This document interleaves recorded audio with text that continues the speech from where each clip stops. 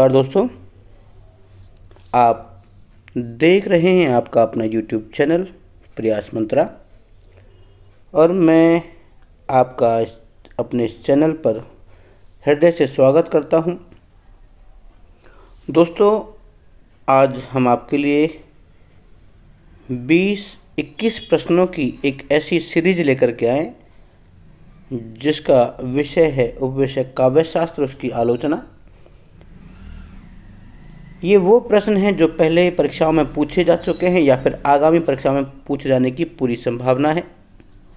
इसलिए वीडियो को एंड तक देखें ताकि आपको हर जो क्वेश्चन है वो आसानी से समझ आए।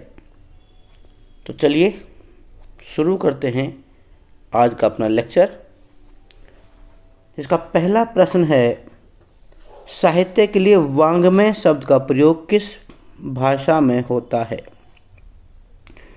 तो संस्कृत के लिए वाङ्मय, जैसा कि आपको समझ में आ रहा होगा, क्योंकि जो अंग है जो कि क वर्ग का 5वां है, ये अधिकांश संस्कृत के शब्दों में जो है वो प्रयोग होता है। तो अगर हमने ये चीज़ दिमाग में लगा ली कि वाङ्मय जो है वो संस्कृत का शब्द है, तो आप समझ जाएंगे इसका उत्तर भी होगा क संस्कृत। दूसरा जो प्रश्न है वो है, निम्नलिखित में से रस अवयव नहीं है, यानी रसों के अवयव नहीं है। ये तो आपको पता ही होगा कि विभाव, अनुभाव और संचारी भाव ये रस के अवयव हैं, जबकि प्रतिभाव उसका अवयव नहीं है। प्रतिभाव तो किसी को देख करके मन में जो उठने वाले भाव हैं वो नहीं है।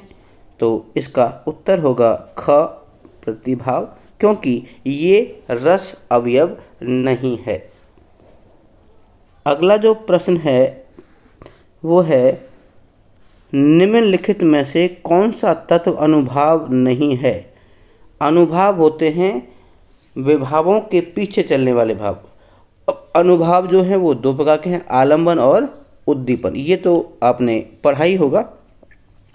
तो अनुभाव के भी पार्ट हैं, एक होता है कायिक, एक होता है वाचिक, एक होता है आहार्य और एक होता है साधारण धर्म।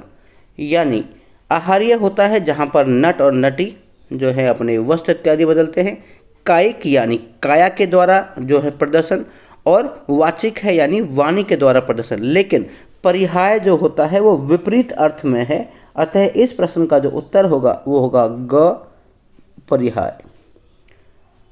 तो जो अनुभाव का तत्व नहीं है वो है परिहार। चौथा प्रश्न है, निम्न में से आनंदवर्धन का ग्रंथ कौन सा है? तो जो आनंदवर्धन जी हैं उनके ग्रंथ की बात कर रहे हैं, तो हम पढ़ रहे हैं दसल, क्षणसार, कांत निर्दर्शन और विरूपण। जबकि आनंदवर्धन जी का एक प्रसिद्ध ग्रंथ है, उसका नाम है धवन्यालोक, जो कि हमारे ऑप्शन नंबर घ में दिया हुआ है। तो इस प्रश्न का जो उत्तर है वो होगा धवन्यालोक, क्योंकि आनंदवर्धन जी का ये सबसे प्रचलित जो है वो ग्रंथ है। अगले प्रश्न की तरफ चलते हैं। प्रश्न है, भामह विवरण के रचनाकार कौन थे? अब देखिए, कई बारी कईयों जो स्टूडेंट हैं उनको लगता है कि भामह विवरण होगा, तो इसका मतलब इसका उत्तर होगा भामह, और वो गलत उत्तर करके चले आते हैं। जबकि भामह विवरण के जो रचनाकार हैं दंडी नहीं है, क्षेमेंद्र भी नहीं है, भामह खुद भी नहीं है। इसके रचनाकार हैं उद्भट, जो कि हमारे ऑप्शन नंबर क में दिया हुआ है। तो सही उत्तर होगा उद्भट, जिसने लिखा था भामह विवरण। चलिए अगले प्रश्न की तरफ चलें। प्रश्न है, आचार्य क्षेमेंद्र ने किस संप्रदाय की स्थापना की थी? तो आचार्य जो क्षेमेंद्र हैं उन्होंने औचित्य संप्रदाय की जो है वो स्थापना की थी। तो औचित्य संप्रदाय हमारे ख भाग में दिया हुआ है, क्योंकि वामन ने रीति का रखा था और वक्रोक्ति जो है उन्होंने नहीं किया, और ध्वनि जो है वो भी उसका उत्तर सही नहीं है। तो सही उत्तर होगा औचित्य। अगला क्वेश्चन है, धवन्यालोक लोचन। अब देखिए कुछ सिमिलर से शब्द जो हैं वो ले लिए गए और कृतियों के नाम भी लगभग सिमिलर यानी एक जैसे ही साउंड में आपको दिखा देंगे। जैसे धवन्यालोक अभी आपने पढ़ा था, लेकिन यहाँ कृति का नाम है धवन्यालोक लोचन। ग्रंथ के रचनाकार कौन हैं? तो आनंदवर्धन नहीं है, भट्टलोलट भी नहीं है और आचार्य वामन भी इसके उत्तर जो है वो नहीं है। ना तो ये, ना ये और ना आचार्य वामन। इसका सही उत्तर होगा अभिनवगुप्त। अभिनवगुप्त ने धवन्यालोक लोचन जो है वो ग्रंथ रचा था, तो उत्तर होगा घ अभिनवगुप्त। अगला प्रश्न है, भट्ट नायक ने किस मत या किस वाद की स्थापना की थी? तो जो भट्ट नायक है उन्होंने भुक्तिवाद की जो है वो स्थापना की थी, जो कि हमारे ग पाठ में है। क्योंकि अभिव्यक्तिवाद शंकुक का जो ये अभिनवगुप्त का अभिव्यक्तिवाद है और शंकुक का अनुमतिवाद है, और ये प्रपत्तिवाद जो है वो वैसे ही लिखा गया है जबकि इसका कोई नहीं है। तो भट्ट नायक ने भुक्तिवाद नामक एक मत चलाया था, जो कि हमारे ऑप्शन नंबर ग में दिया हुआ है। तो उम्मीद कर रहा हूँ कि 8 जो प्रश्न हमने किए हैं उनके सभी के उत्तर आपको यथावत समझ में आ गए होंगे। चलिए अगले प्रश्न की तरफ चलते हैं। प्रश्न है 9वां, काव्य अलंकार सूत्राणी कृति के रचनाकार कौन है? तो जो काव्य अलंकार सूत्राणी रीति के सूत्राणी कृति के जो रचनाकार हैं वो आचार्य विश्वनाथ नहीं है, क्योंकि इन्होंने नहीं लिखी है। आचार्य दंडी भी नहीं है और भरत मुनि जो कि रस सिद्धांत के हैं वो भी नहीं है। इसके सही उत्तर होगा वामन, क्योंकि वामन ने ही रीति संप्रदाय लिखा था, साथ साथ में काव्य अलंकार सूत्राणी जो रचना है वो भी रची थी। तो उत्तर होगा घ वामन सही। 10वां प्रश्न है, निम्नलिखित में से दंडी की रचना कौन सी है? तो आचार्य दंडी की पूछ ली। अब तो यहाँ पर अर्थालंकार, क्योंकि ये अलंकारों का एक भेद है, ये उनकी रचना नहीं है, ये गलत क्वेश्चन है। तो एक बार पुनः देखें, ये देखिए, तो ये अर्थालंकार तो उसका पाठ ही नहीं है। काव्य अलंकार सार संग्रह ये भी नहीं है और काव्य अलंकार ये भी नहीं। इसका उत्तर होगा क जो है वो काव्यदर्श। ये आचार्य जो दंडी हैं, जो संस्कृत के रचनाकार हैं, उनकी कृति है। अगला प्रश्न है, अभिनवगुप्त ने किसकी सर्वांगीण व्याख्या प्रस्तुत की थी? तो अभिनवगुप्त ने रीति की नहीं, क्योंकि रीति तो वामन का सिद्धांत है। ध्वनि जो है वो क्षेमेंद्र हैं। वक्रोक्ति जो है ये भी गलत है, वक्रोक्ति का भी ये उत्तर उसका सही नहीं है। उत्तर इस प्रश्न का है ख रस सिद्धांत, क्योंकि रस की जो है वो सर्वांगीण व्याख्या प्रस्तुत की है किसने? अभिनवगुप्त ने, जिनका एक मत था अभिव्यक्तिवाद। तो अभिनवगुप्त का जो था अभिव्यक्तिवाद।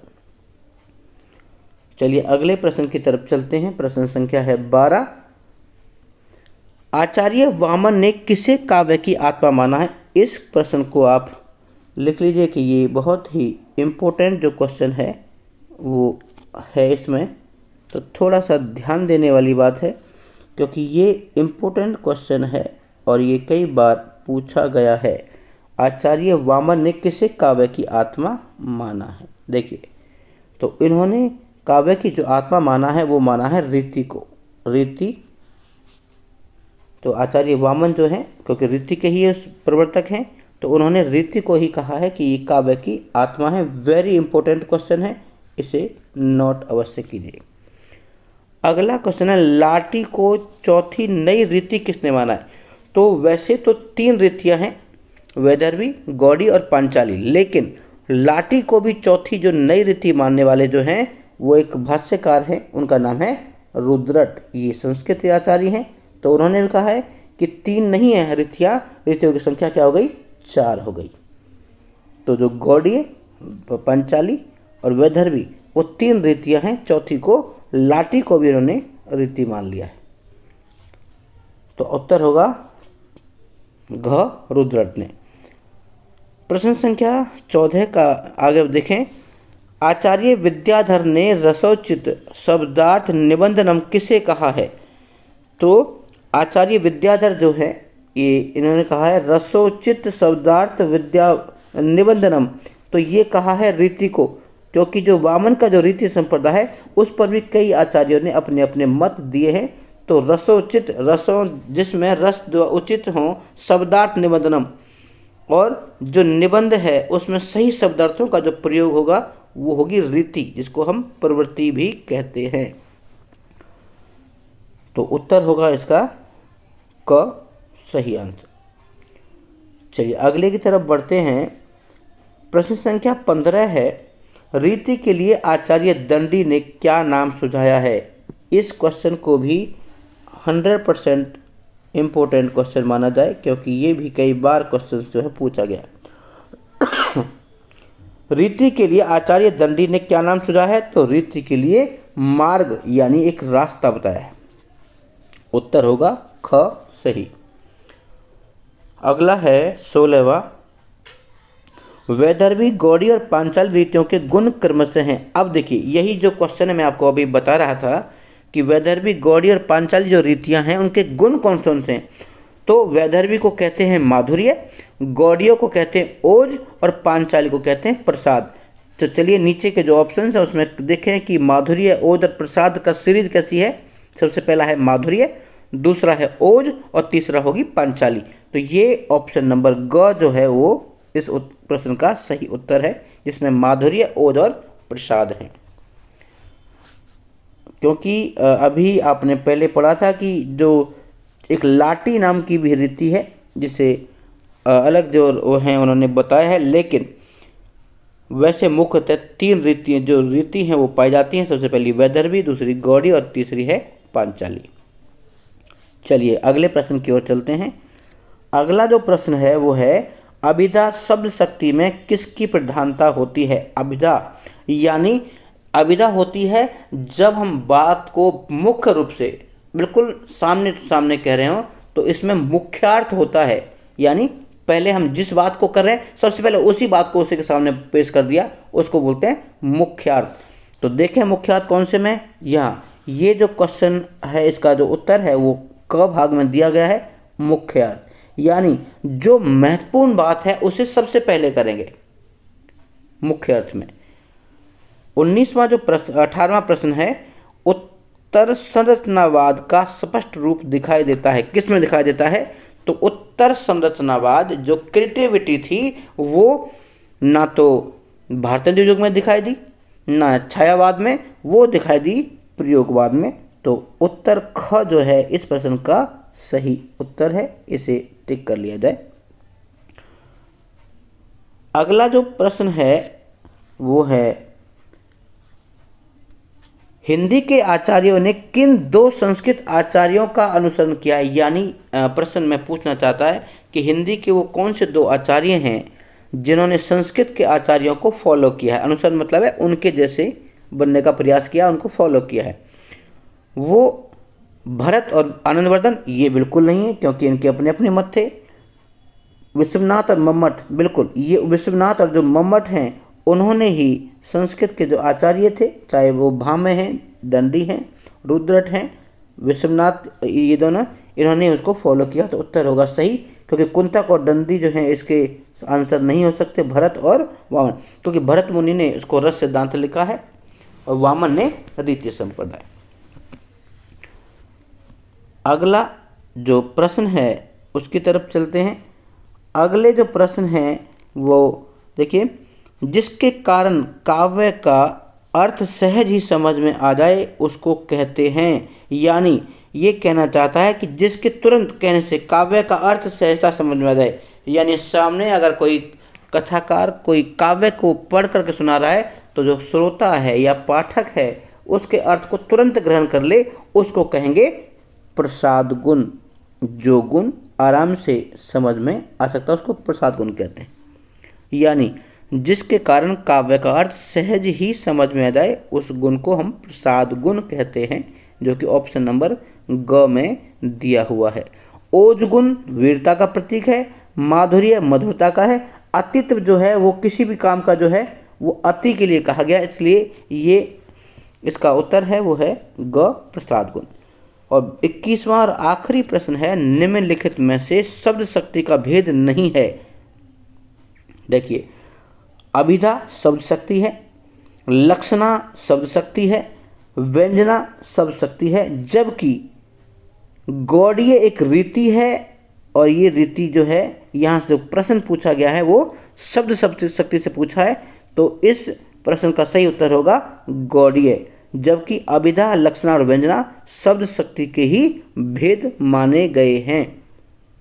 तो चलिए मित्रों, ये थे वो 21 महत्वपूर्ण प्रश्न जो कि हमने काव्य शास्त्र टॉपिक से लिए थे।